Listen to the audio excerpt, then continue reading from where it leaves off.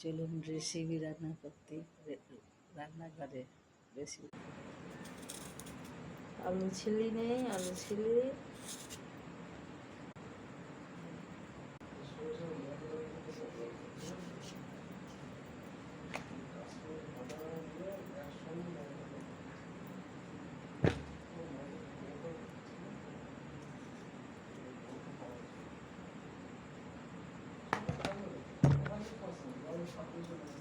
আলুটা ছোট ছোট করে কেটে নিচ্ছি।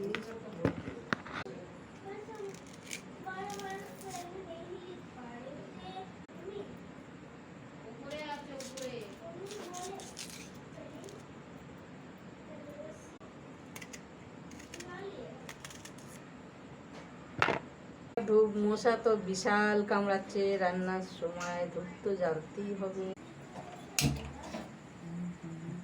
গরম হতে দিয়ে দিয়েছি, এদিকে ধূপ ধরিয়ে নিয়েছি আমি। অনেক মশাই কামড়াচ্ছে আমার।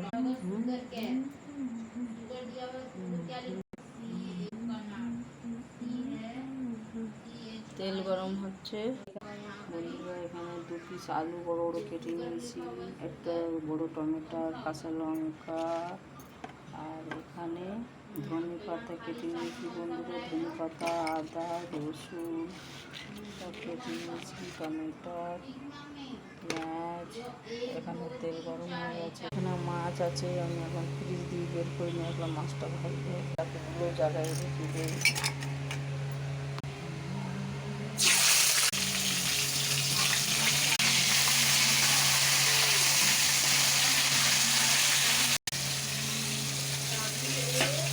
মাছ ভাজা কমপ্লিট।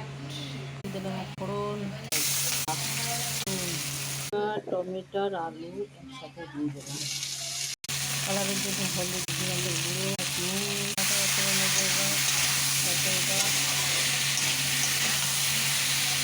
ভালো করে নাড়াচাড়া করে নিয়েছি। এবার জল দিয়ে দিলাম, 2 মগ জল ঢেকে দিলাম। বন্ধুরা, একটু ঝোল ফুটে গেছে, তো এবার মাছটা দিয়ে দেবো। মাছ দিয়ে দিলাম, সব দিয়ে দিলাম। তো আরও ভালো করে ফুটে যাবে, পাতলা ঝোল হবে গরমে। চারা মাছের ঝোল, আলু দিয়ে টমেটো ধনে পাতা দেবো, আবার ঢেকে দেবো, মিনিটটা রাখবো। আলু সিদ্ধ হয়ে গেছে, তো ঝোল হয়ে গেছে। এটা দিয়ে দিলাম, মাছের ঝোল হয়ে গেছে। অল্প ধনিয়া পাতা দিলাম। আমার মাছের ঝোল কমপ্লিট একদম। দেখুন মাছের ঝোল হয়ে গেছে তৈরি। প্রায় গরমের সময় পাতলা মাছের ঝোল কিরকম লাগলো কমেন্ট একটা ভালো করে যাবেন, লাইক শেয়ার করে যাবেন, সাবস্ক্রাইব